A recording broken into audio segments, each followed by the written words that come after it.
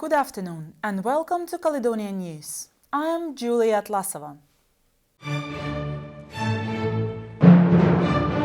The country will be hitting the polls tomorrow to play their part in electing councillors for all 32 local authorities, while elections were due to be held last May on the same day as the Hollywood vote. But the date was moved, making this the first time a local election has been held independently since devolution in 1999. As Glasgow gets ready for local elections tomorrow, parties have been out in force, campaigning and knocking doors in a last-minute bid to get more votes.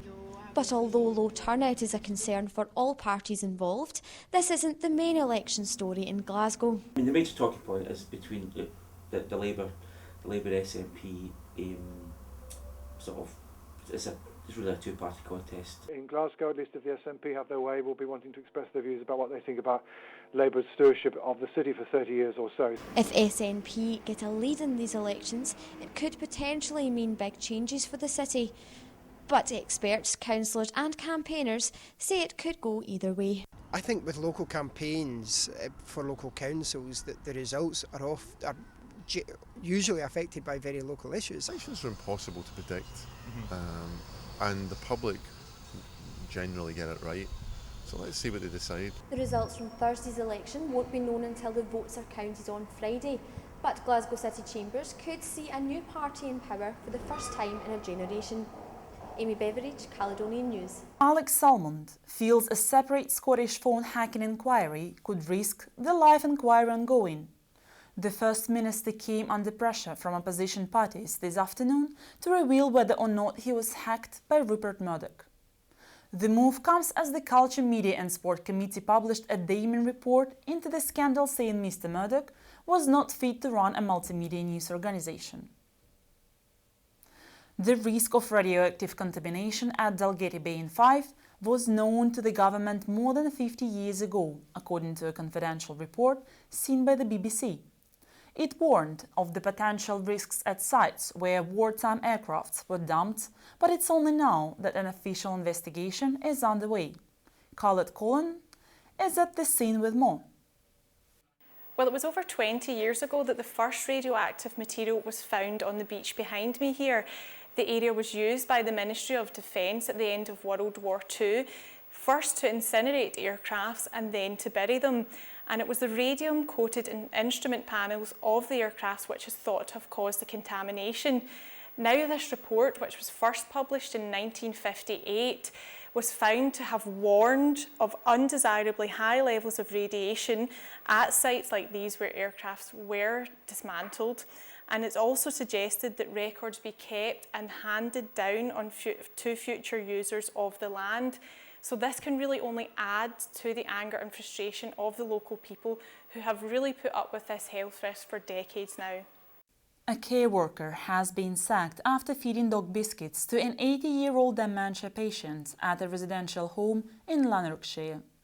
The female assistant at the Wishaw home gave the elderly man dog treats in September last year during a therapy session.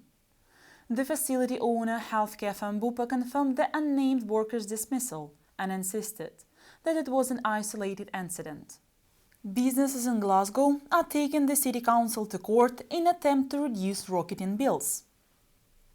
The move comes as retailers continue to struggle under the pressure of keeping up the payments and attracting reluctant shoppers to the high street post-recession. Lawyers will target assessors' offices to challenge current city centre business rates. If raised a lot, the Scottish Government will need to reassess the budget and money meant for public spending will have to plug the gap. High street giants Bank of Scotland, The Body Shop, Santander and Superdrug all plan to fight the case. The Rugby Sevens will be held in Glasgow for the first time this weekend. Let's have a look. Glasgow is gearing up to play host this weekend to the Emirates Rugby Sevens. Scotland captain Colin McGregor couldn't be happier the tournament is at Scotstoun Stadium. I'm from Glasgow originally, so it's great to come home, as it were, and not often you get to represent Scotland in Glasgow, so it's a real bonus for me. Scotland coach Graham Shield says it's time for the boys to get down to business. It's just a case of business as usual, really, but in a different environment. So we're training. We've had three training sessions this week, and we'll have a light run out tomorrow, and then into it on Saturday. Scotland will battle it out against Wales, Russia and South Africa this weekend in hope of bringing their home crowd glory. Naomi Mills, Caledonian News. So I'm here with Scotland Sevens and Glasgow Warriors star James Eddy. James, how do you think the weekend's going to go for Scotland? Yeah, I think it's going to go really well. Obviously Scotland have quite a hard draw with Russia, Wales and South Africa, but I think if they get out of the pool they could do some real good damage in the competition. And which players do you think the fans should be looking out for at Scotstoun? I think definitely Colin Gregor. I think he's the key behind the Sevens squad. He's the glue, kind of everything comes off him. But now the Sevens have John Houston and Jim Thompson from Edinburgh, and they've got a lot of Sevens experience, so I think they could add a lot to the team. So exciting times for Scotland ahead? Definitely, I think so, yeah. That's brilliant. Thank you very much, James. No problem. Back to you in the studio. And finally, Scotland's kids are amongst the happiest in Europe, according to a recent study by St Andrews University. The WHO report monitors young people across Europe and North America to analyse differences between countries. Rachel Fulton has more. What's your name?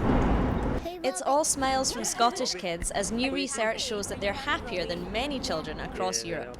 Scottish school kids rated themselves among the top for life satisfaction in a recent study by St Andrews University. They certainly are happy and they enjoy coming to school. The majority of them, they are very enthusiastic, their confidence is growing and they're trying different things. Kids are also drinking fizzy drinks less often and are less likely to smoke cigarettes according to the study. But what's the Scottish secret for putting smiles on those cheeky chops? Lots of love. Definitely lots of love.